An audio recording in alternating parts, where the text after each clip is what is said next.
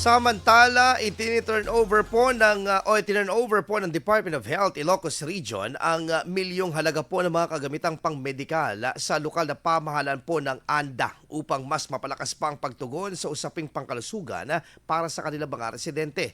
Kinabibilangan po ito ng mga automated external defibrillator, 2 nursing kit, hematocrit centrifuge at ang hemoglobin binometer at 2 weighing scale with a BMI calculator, ang chemistry analyzer and yung suction machine at ang newborn hearing machine.